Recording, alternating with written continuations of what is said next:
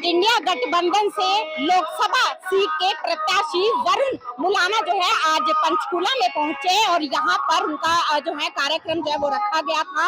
और वहीं अगर यहाँ की बात करें तो काफी क्राउड भी जो है वो देखने को मिला और साफ तौर पर वरुण मुलाना ने ये भी कहा है कि 10 की 10 सीटें जो हैं वो लेकर के दिखाएंगे। और वही जो भी कुछ जिस तरह से तंज जो है वो भाजपा की तरफ से कसे जा रही है उनको एक तरह से दरकिनार करते हुए उन्होंने साफ तौर पर कहा है कि अब आने वाला जो समय है, जिस तरह से उन्होंने कहा कि अब लोग जो है वो बदलाव चाह रहे हैं, जनता जो है वो बदलाव चाह रही है, एक तरह से तस्वीर जो है जनता अब वो बदलना चाहती है, जिसको लेकर वरुण मुलाना ने साफ तौर पर कहा है कि लोगों का सहयोग जो है वो उनको मिल पा रहा है और उसी की वजह से जो है वो अपनी सीट पर जरूर जो है जनता जो है उनको बिठाएगी। और फिलहाल मुद्दे जो हैं जिस तरह से वो मैनिफेस्टो की अगर बात करें तो उस पर भी जो है कॉन्फ्रेंस के जरिए जो है वो बातचीत जो है वो की गई है। और उन्होंने कहा है कि तमाम जो काम है, तमाम जो कार्य हैं, अब वो पूरा करने का समय आ गया है और वो जो भी काम है जनता के वो सिर्फ और सिर्फ जो है वो कांग्रेस ही कर पाएगी।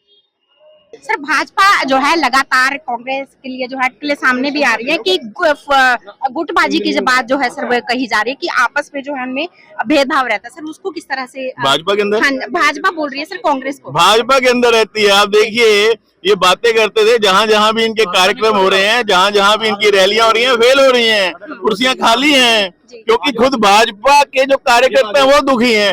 भाजपा को तो उम्मीदवार भी नहीं मिले, चुनाव लड़ने के लिए 10 उम्मीदवार तक नहीं मिल पाए, तो ये तो भाजपा के कार्यकर्ता दुखी हो रखे हैं। उन्होंने भी मन बना लिया कि वो कांग्रेस पार्टी को, इंडिया गठबंधन को वोट डालेंगे। तो किस तरह से समेट पाएंगे सर इस तरह की, जिस तरह से कहा जा रहा है कांग्रेस को लगातार कहा जा रहा है कैंडिडेट से इतने बात के बाद जो है सामने आए हैं? सर देखिए, मैं तो कह रहा हूँ, भारतीय जनता पार्टी के उम्मीदवारों का प्रचार तो झाग की तरह बैठ गया और यहाँ आपने देखा होगा कि किस प्रकार से जोश है सभी के अंदर और मन बना चुकी है अंबाला लोकसभा के जन जन कि वो कांग्रेस पार्टी को जिताने वाले। आखिरी सवाल सर, लोगों का क्या कुछ सहयोग मिल पा रहा है? सर, बहुत ज्यादा सहयोग मिल रहा है और उन्हीं के मांग पर ही मैं उम्मीदवार बना हूं और सब वरुण बनकर ये चुनाव लड़ने जा रहे हैं। जानकारी देंगे कांग्रेस की क्या रणनीति रहेगी लोकसभा चुनाव को लेकर के? देखिए, पंचकुला मेरे लिए कोई नया नहीं है। हाँ, ये सच्चाई है कि टिकट मिलने के बाद मैं पंचकुला पहली बार पहुंचा हूं और बहुत भारी उत्साह जन जन के अंदर है। चंद्रमोहन जी मुझे पहले ये बात बता चुके थे कि बहुत भारी उत्साह है और आप आएंगे तो वो आपको देखने को मिलेगा। जहां तक रणनीति की बात है, हर चुनाव रणनीति के साथ ही लड़ा जाता है और जहां तक कांग्रेस पार्टी के कार्यकर्ताओं की बात है, जो कांग्रेस पार्टी की रीढ़ है, उन्होंने मन बना लिया कि वे खुद कांग्रेस पार्टी के उम्मीदवार बनकर, वरुण चौधरी बनकर इस चुनाव को लड़ेंगे और जीतेंगे। क्या अंबाला हल्के के लिए क्या मुद्दे हैं, क्या सोचा है जो आप आगे बढ़ाना चाहेंगे? देखिए, आज जन जन दुखी है और वही कारण है, आप देखते हैं कि भारतीय जनता पार्टी के उम्मीदवार जहां जहां जा रहे हैं उनका किस प्रकार से तिरस्कार जनता कर रही है। वो क्यों कर रही है? कि कहीं ना कहीं वो जो नीतियां थी वो कुनीतियां थी, जिसको हरियाणा प्रदेश की जनता ने पसंद नहीं किया। पूरा प्रयास रहा, मैं मुलाना विधानसभा क्षेत्र से विधायक बना, 200 के करीब प्रश्न लगाए, ध्यान आकर्षण प्रस्ताव लगाए, बहुत से विधेयकों पर चर्चा करके उनको प्रदेश हित में बदलवाया कि कोई सी एक मुद्दे पे नहीं रहा। और जब मैंने चुनाव लड़ा था जी, तब यही बात रखी थी कि आपकी आवाज को विधानसभा में गुंजवाऊंगा, जो एक विधायक का कार्य होता है। और यही आज आश्वासन दिया कि जब लोकसभा में मुझे अंबाला लोकसभा की जनता, अंबाला लोकसभा के वासी पहुंचाएंगे, उनकी आवाज वहां गूंजेगी, वहां पर मौन व्रत धारण करके नहीं बैठूंगा। पिछले 10 साल में कोई आवाज सुनाई नहीं दी कि किसी ने कोई यहां का मुद्दा उठाया। तो ये मेरा आश्वासन है अंबाला लोकसभा वासियों से कि आपकी आवाज लोकसभा के अंदर गूंजेगी, क्योंकि सब कुछ ठीक नहीं रहा जैसे आपने कहा, लेकिन उसके बाद भी वहां मौन धारण रहा, तो यह मौन टूटने जा रहा है। वरुण जी, ऐसा नहीं लगता कि आपको प्रचार में पीछे चल रही है कांग्रेस, क्योंकि बीजेपी की लिस्ट की बात करें, बीजेपी के उम्मीदवार की बात करें तो 15-20 दिन से वो लगातार प्रचार कर रहे हैं। कांग्रेस प्रचार में पीछे नहीं है? 5 हफ्ते पहले भाजपा के उम्मीदवार आ गए थे सामने, और ये भी हास्यास्पद बात रही है कि भारतीय जनता पार्टी के पास अपनी पार्टी के उम्मीदवार भी नहीं थे। और जहां तक प्रचार की बात है, आपने देखा प्रचार तो भारतीय जनता पार्टी के उम्मीदवारों का झाग की तरह बैठ गया। प्रयास किए गए, आप भली भांति जानते हैं, इतने सालों से आप पत्रकारिता में हैं, कि कोई भी चुनावी रैली महीना पहले, 1.5 महीना पहले नहीं हुआ करती। हमारे प्रदेश के मुख्यमंत्री जी ने अंबाला लोकसभा के अधिकतम विधानसभा क्षेत्रों में रैलियां भी कर दी, और वो फेल साबित हुई हैं। आपने सब देखा है, चाहे वो रायपुरानी था, चाहे अंबाला था, चाहे बराड़ा था, कुर्सियां खाली मिली हैं। कोई मैं अपने पास से नहीं कह रहा, ऑन रिकॉर्ड है। तो झाग की तरह भारतीय जनता पार्टी का जो प्रचार है उम्मीदवारों का, वो बैठ चुका है, और जनता मन बना चुकी है जुमलेबाजी के खिलाफ, और कांग्रेस पार्टी को वोट देकर विजयी बनाने का मन जन जन बना चुका है। लोकसभा से जैसे हम प्रोटेस्ट करेंगे, पर पंचकुला आए हैं, स्पेसिफिकली पंचकुला के मुद्दे जो है उनके बारे में बताइए कि जो इग्नोर्ड रहे हैं और आप जिस पर काम करेंगे अगले 5 साल में। देखिए, मैंने यही कहा कि मैं कोई लिमिट नहीं करना चाहता अपने आप को।